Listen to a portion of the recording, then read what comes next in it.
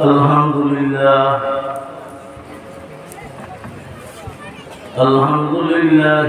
وكفى وسلام على عباده الذين اصطفى أما بعد فأعوذ بالله من الشيطان الرجيم بسم الله الرحمن الرحيم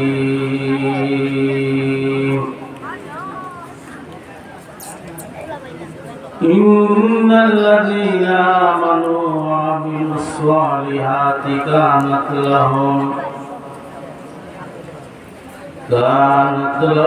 جنات الفردوس نزلا خالدين فيها لا يبغون عنها حولا عن أبي هريرة رضي الله تعالى عنه أنه قال رسول الله صلى الله عليه وسلم أتدرون ما المخلص؟ قالوا المخلص فينا من لا درهم له ولا متاع. فقال إن المخلص من أمتي من يأتي يوم القيامة بصلاة وصيام وزكاة ويأتي قد شتم هذا وكذب هذا وأكل مال هذا وسفك دم هذا وضرب هذا فيؤتى هذا من حسناته وهذا من حسناته فإن فنيت حسناته قبل أن يقدم عليه ثم أخذ من خطاياهم فطرحت عليهم ثم طرح في النار أو كما قال عليه الصلاة والسلام.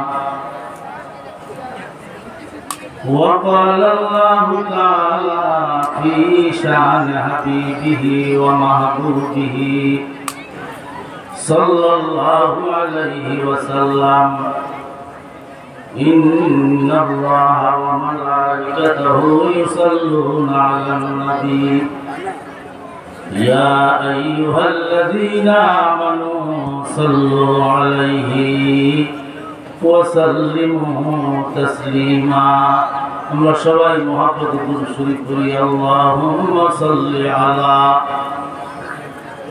نبينا وشفيعنا وحبيبنا ومولانا محمد صلى الله عليه وعلى آله وأصحابه وبارك وسلم.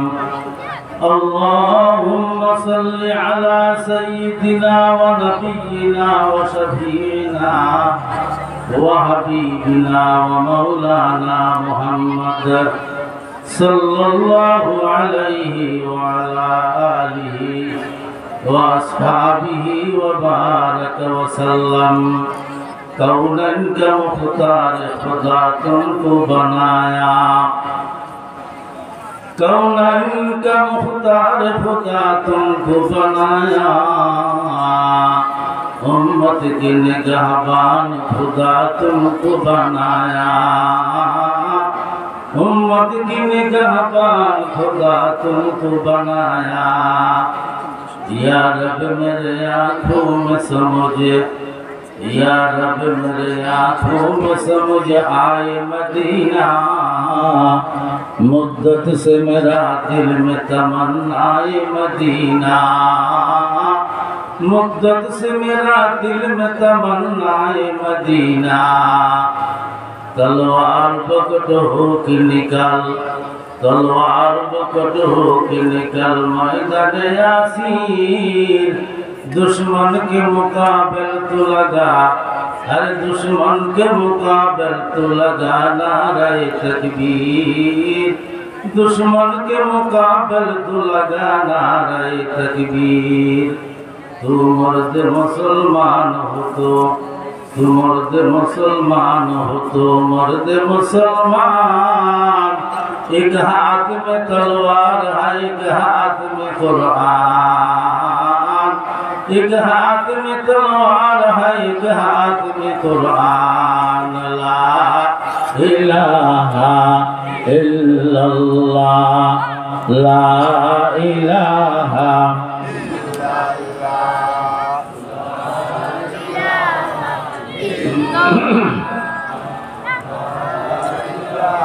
मोहब्बत जुड़ जुड़ ला इलाहा इल्लल्लाह, ला इलाहा इल्लल्लाह, ला इलाहा इल्लल्लाह,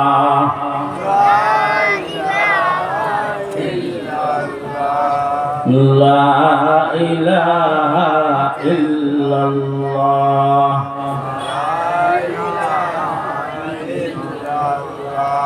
ला इलाहा इल्लल्लाह,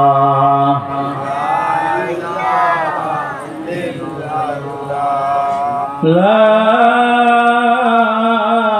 इलाहा इल्लल्लाह मुहम्मदुर रसूलुल्लाह सल्लल्लाहु अलैहि वसल्लम। अल्हम्दुलिल्लाह मुअद्दा जामिया मोहम्मद अरबिया मद्रासार 19तम বার্ষিক ওয়াজ, 2 দিন ব্যাপী বার্ষিক ওয়াজ মাহফিলের আজকে প্রথম দিন। চট্ট মাহফিলের সম্মানিত সভাপতি, উপস্থিত হযরত উলামায়ে কেরাম, এলাকার মুরব্বিয়ানে কেরাম, যুবক ভাইয়েরা, পর্দার আড়ালের মা বোনেরা, আল্লাহ পাকের দরবারে লাখো কোটি শুকরিয়া যে মহান রব্বুল আলামিন পরওয়ারদিগার আলম আমাদেরকে এই কোরআনের মাহফিলের মধ্যে, বেহেশতের বাগানের মধ্যে, হযরত উলামায়ে কেরামের মজলিসের মধ্যে আসা এবং বসা রব্বুল আলামিন যে তৌফিক দিয়েছেন, এই জন্য আমরা খুশি না বেজার? তো খুশি হলে কি বলতে হয়? শুকরিয়া আদায় করতে হয়। আমরা জোরে সোরে বলি আলহামদুলিল্লাহ। যারা আসতে পারেন না, আল্লাহ পাক সুবহানাহু ওয়া তাআলা যাতে তাদেরকে আসার তৌফিক দান করেন, আমরা সবাই বলি আমিন। আসলে অনেক মুরব্বীরা স্টেজেও বসছেন, অনেক মুরব্বীরা, যুবকেরা প্যান্ডেলের ভিতরে সামনেও বসছেন, কি বলেন ঠিক না? অনেক মুরব্বীরা এলাকা থেকে চলে গেছে। অনেক মুরব্বীরা এই স্টেজ থেকে তারা বিদায় নিয়ে পর জগৎ, আসল জগৎ, যার শুরু আছে যার কি নাই, শেষ নাই, ওই কবর দেশে তারা চলে গেছে। মাঠে ধারাবাহিকভাবে মাহফিল চলতেই আছে, কি বলেন ঠিক না? কিন্তু কিছু কিছু শ্রোতা তারা ঝরে গেছে, তারা কি চলে গেছে। এমন এক সময় আসবে আমি আর আপনিও কি থাকবো? থাকবো। যারা চলে গেছেন, আল্লাহ পাক যাতে তাদেরকে জান্নাতুল ফেরদাউস নসিব করেন, আমরা সবাই বলি আমিন। এই মাদ্রাসা এই এলাকার জন্য একটা রহমত বললেই চলে। এই এলাকার অনেক লক্ষ লক্ষ টাকা, কোটি কোটি টাকা এই এলাকার থেকে, ক্ষুদ্র ক্ষুদ্র থেকে কমবেশ সবাই আমরা শরীক হয়েছি, কি বলেন ঠিক না?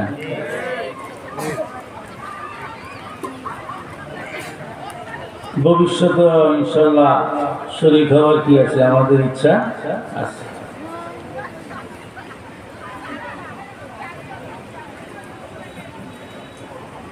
যে সমস্ত মুরব্বীরা বিশেষ করে আসলে সদকায়ে জারিয়া এগুলা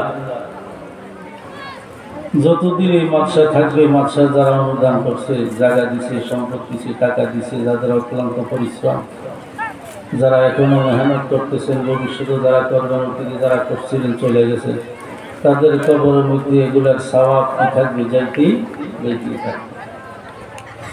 তো মুরব্বীদের মধ্যে অনেক মুরব্বীরা, বিশেষ করে যেনারা জায়গা দিছিলেন, হাজী মোহাম্মদ ফজল আলী সাহেব দুনিয়া থেকে চলে গেছে, হাজী মোহাম্মদ আব্দুল খালেক, মরহুম আব্দুল খালেক তিনিও চলে গেছেন, হাজী নাজিমুদ্দিন সাহেব তিনিও চলে গেছেন। বিশেষ করে আমাদের আরেক মুরব্বী মোহাম্মদ আলী মোল্লা সাহেব, তিনিও জায়গা দান করছেন, 1.5 ফাঁকি জায়গার মতন দান করছেন, 39-শতাংশ জায়গা।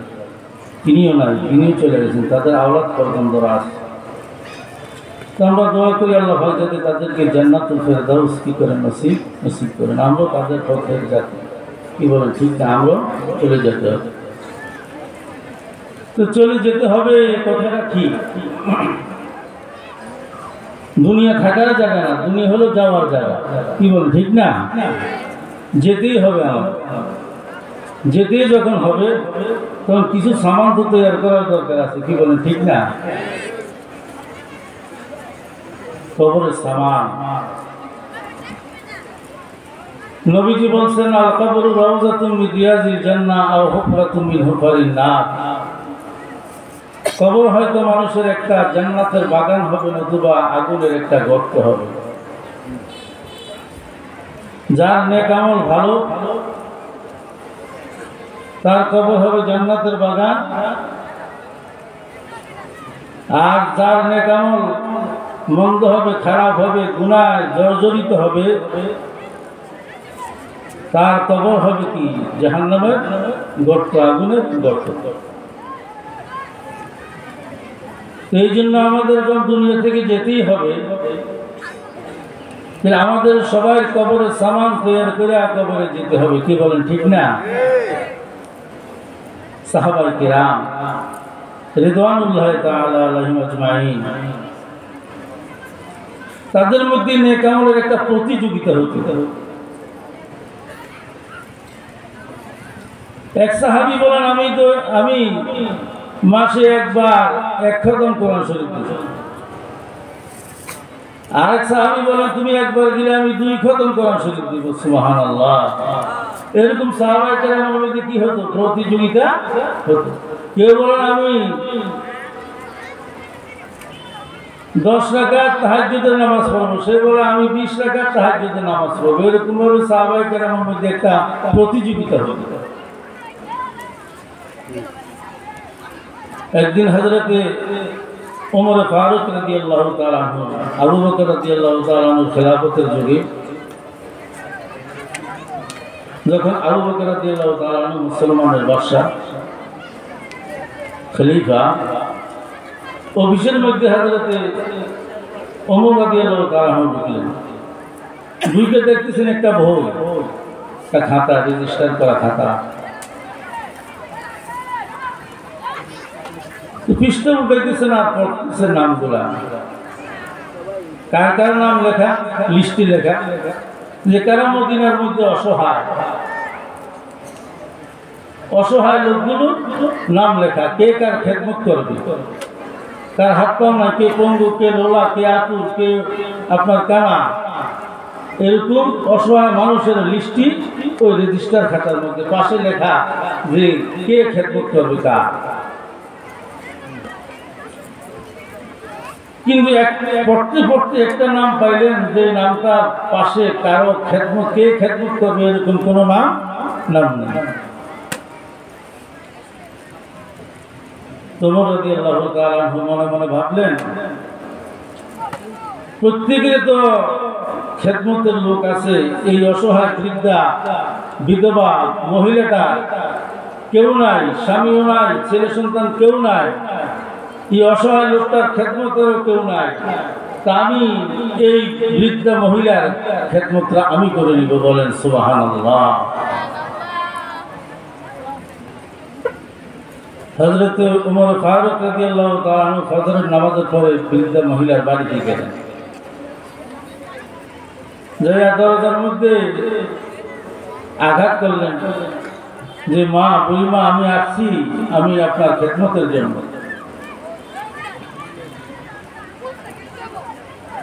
বুড়িমা ঘরের ভিতর থেকে বলেন, আমার তো বাবা, তুমি কে?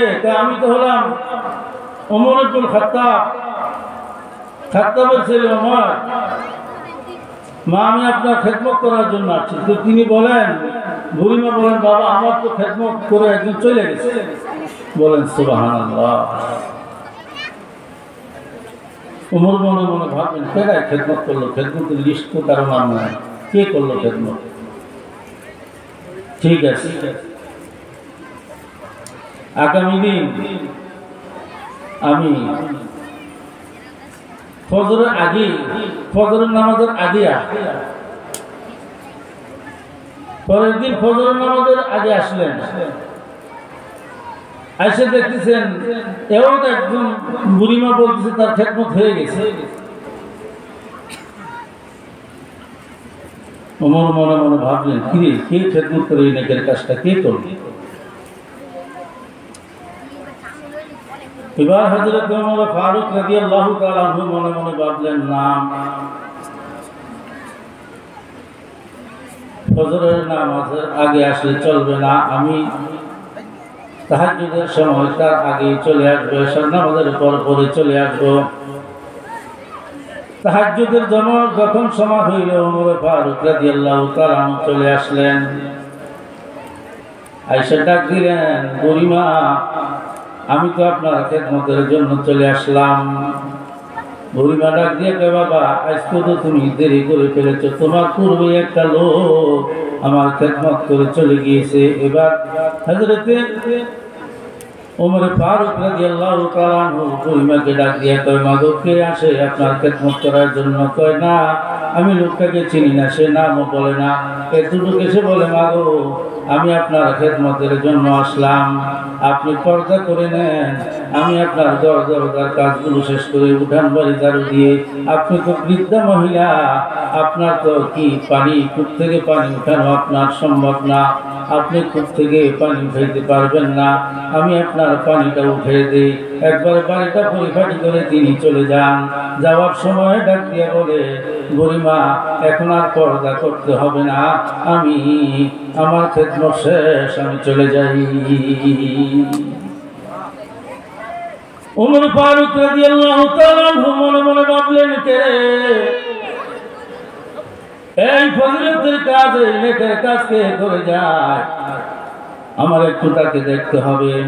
কারণ ওমরের অভ্যাস ছিল যে বিনা পরিশ্রমে অসহায় লোকদের খেদমত করা।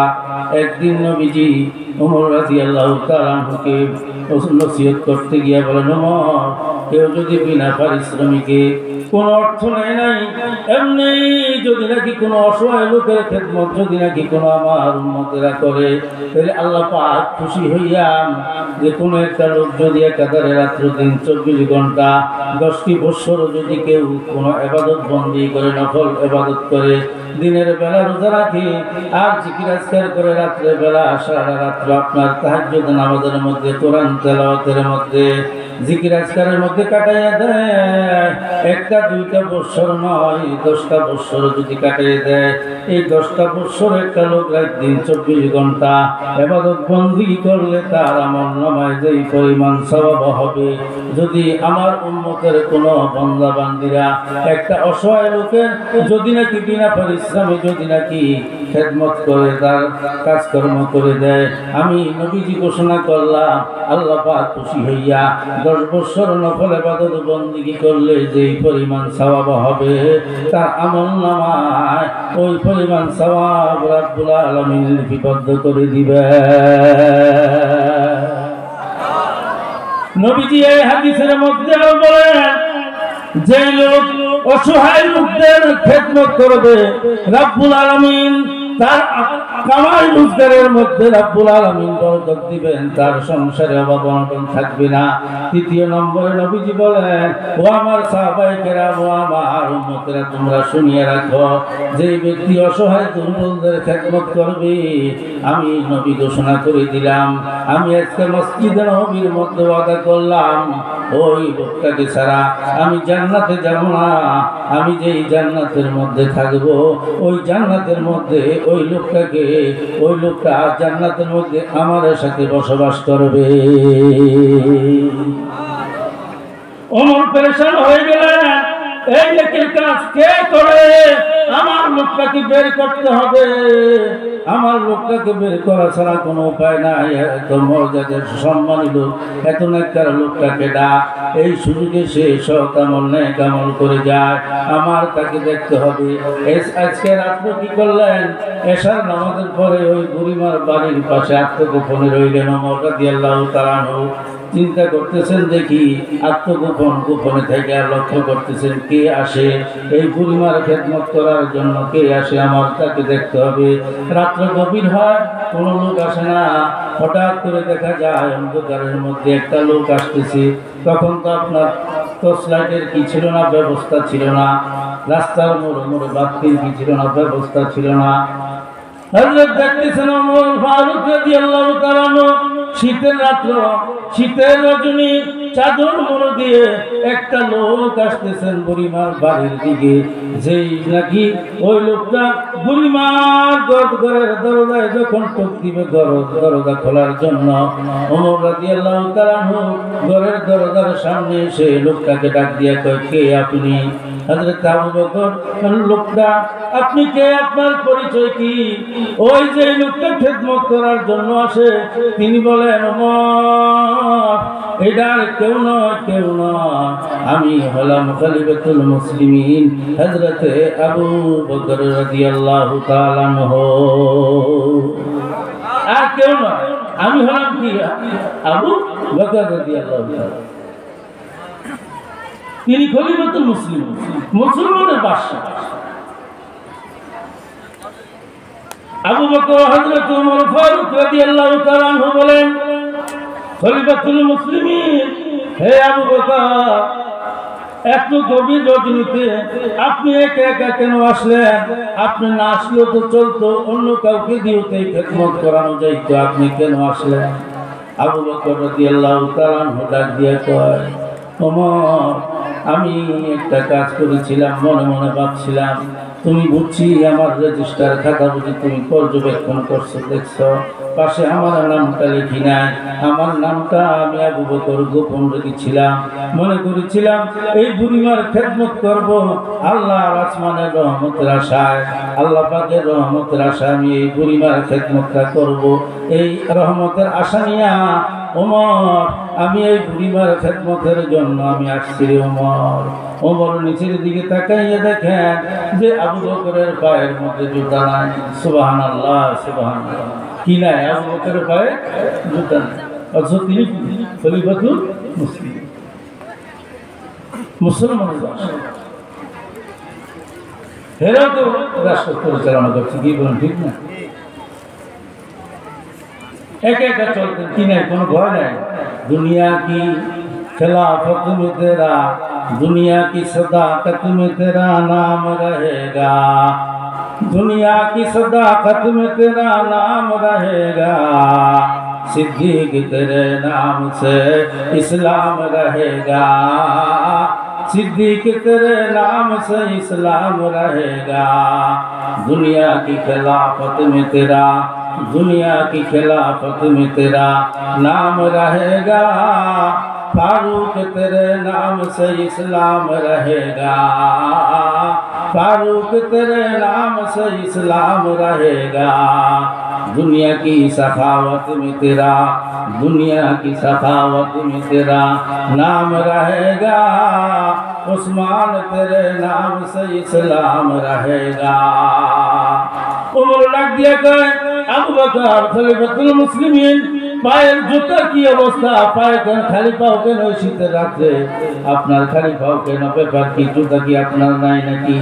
হযরত আবু বকর বলেন উমর আমার জুতা আছে কই কেন পাও দেন নাই কই জুতা পাও দেন নাই গভীর রজনীতে আমি এই বুড়িমার খেদমত করতে আসলাম এই জুতার আওয়াজে কারো যদি ঘুমের ক্ষতি হয় কাল কিয়ামতের দিন রব্বুল আলামিন আবু বকরকে যখন জিজ্ঞাসা করবে হে আবু বকর মাত্র কয়েকটা দিনের জন্য দুনিয়ার মধ্যে তোমাকে আমি দায়িত্ব দিয়েছিলাম এই দায়িত্ব পাইয়া দুনিয়ার মধ্যে বাহাদুরের মতন চলেছিলা আর আমার বান্দা বান্দিগুলো তারা রাত্রেবেলা তোমার জুতার পায়ের আওয়াজে ঘুমাইতে পারে নাই যদি এরকম প্রশ্ন আমি আবু বকরকে রব্বুল আলামিন কাল কিয়ামতের দিন করে আমি আল্লাহর দরবারে কি জবাব দেব এই জন্য রে উমর আমার পায়ের জুতা খুলে এই বুড়িমার খেদমত করার জন্য আসলাম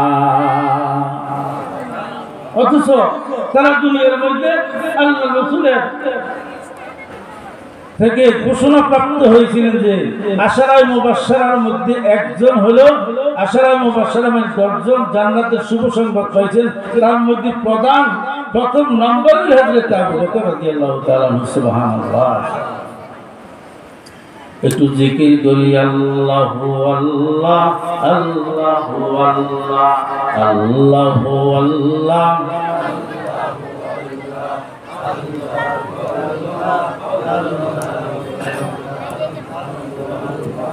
আওয়াজ নাই একটু মোহাব্বত আল্লাহু আল্লাহ আল্লাহু আল্লাহ জোরে জোরে আল্লাহু আল্লাহ আল্লাহু আল্লাহ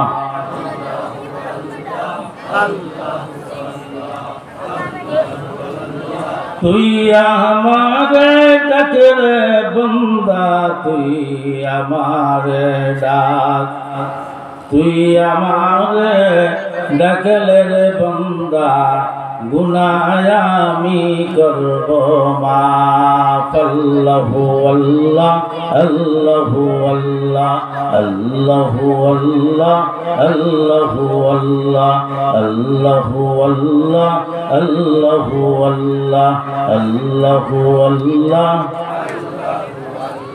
লা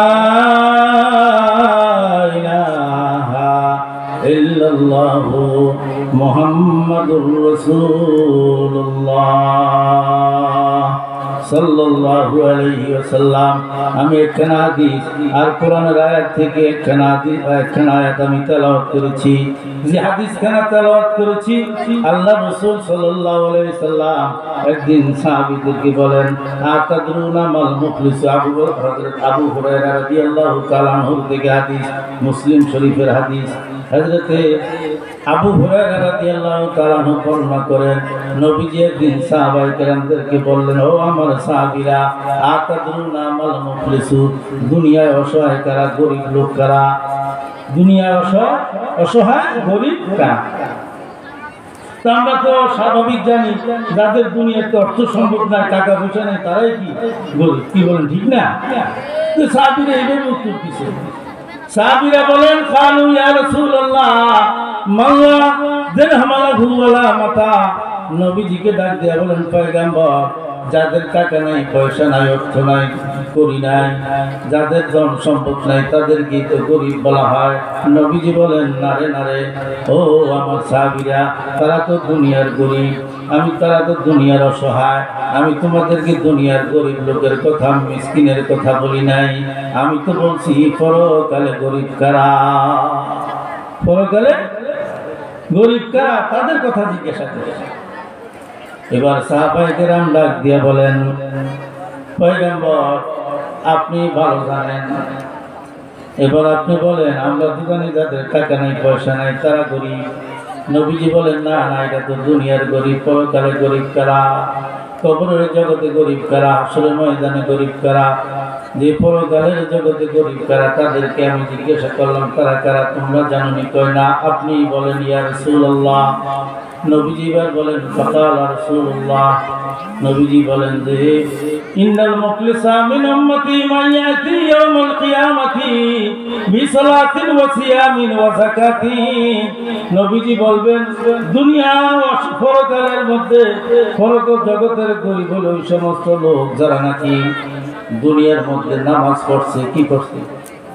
নামাজ। ইয়াতি মাইয়াতি ইয়াউমাল কিয়ামাতি বিসালাতিন ওয়া সিয়ামিন, নামাজ পড়ছে, রোজা রাখছে, ওয়া যাকাতি সম্পদের যাকাত দিয়েছে, দান খয়রাত করছে। কিন্তু ওয়ায়াতি কাদ শাতামা হাযা ওয়া কাযাফা হাযা, নামাজ পড়ছে, রোজা রাখছে, দান খয়রাত করছে, সম্পদের যাকাত তারা দিছে, তাদের আমলনামা রব্বুল আলামিন ডান হাতের মধ্যে দিছে। তারা খুশি হইয়া জান্নাতের মধ্যে রওনা করবে। এমন সময় কিছু লোক তার সামনে তাকে ব্যারিকেড দিবে যে কি ব্যাপার, কোথায় যাও, আমার পাওনা আমাকে দিয়ে যাও। ওয়ায়াতি কাদ শাতামা হাযা ওয়া কাযাফা হাযা ওয়া কালামা হাযা ওয়া সাফাকা দামা হাযা ওয়া যারাবা হাযা। এক লোক বলবে রব্বুল আলামিনকে ডাক দিয়া বলবে রব্বুল আলামিন আমার কোনো অপরাধ ছিল না, আমার কোনো অন্যায় ছিল না, এই লোকটা আমাকে গালি দিয়েছে, কাদ শাতামা হাযা, আমাকে কেন গালি দিল, আজকে আমি তার বিচার চাই। আরেকজন বলবে ওয়া কাযাফা হাযা, রব্বুল আলামিন আমাকে সে মিথ্যা অপবাদ দিয়েছে, আমি অপরাধ করি নাই, কিন্তু সে আমার উপর অপরাধ চাপাই দিছে। কি বলেন? ঠিক না? এরকম আছে না?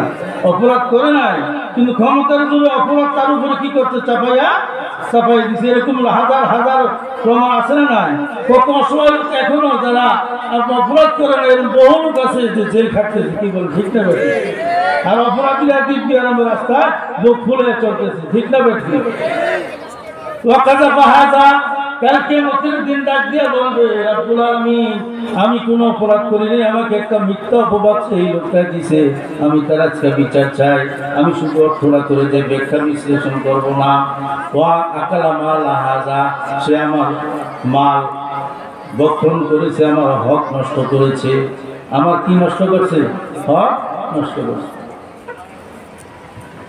তারপরে বলবে ওয়া সাফাকা হাযা, আমার দুনিয়াতে যাকে হত্যা করা হয়েছে, হত্যা করা ব্যক্তি তার সামনে এসে দাঁড়াইবে, রব্বুল আলামিনকে ডাক দিয়ে বলবে আল্লাহ আমার কি অপরাধ, আমাকে সে কেন হত্যা করলো, তার বিচারটা আজকে করবেন।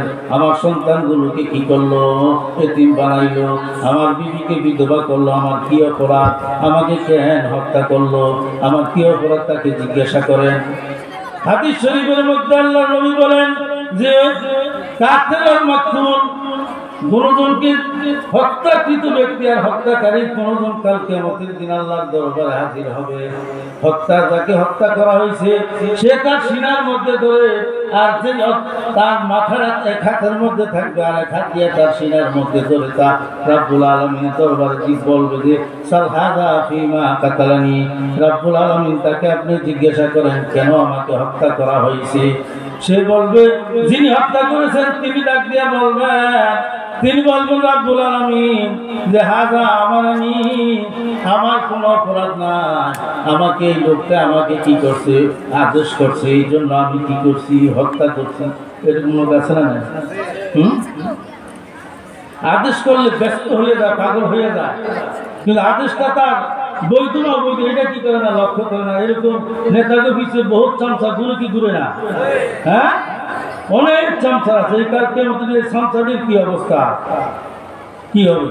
নবীজি বলেন এই চামচাটি সহকারে নেতা সহকারে যে তাদেরকে হাত পায়ের মধ্যে ধরে ফায়াকযিফানি ফিন নার, দুজনকে জাহান্নামের মধ্যে নিক্ষেপ করবে। নাউযুবিল্লাহ।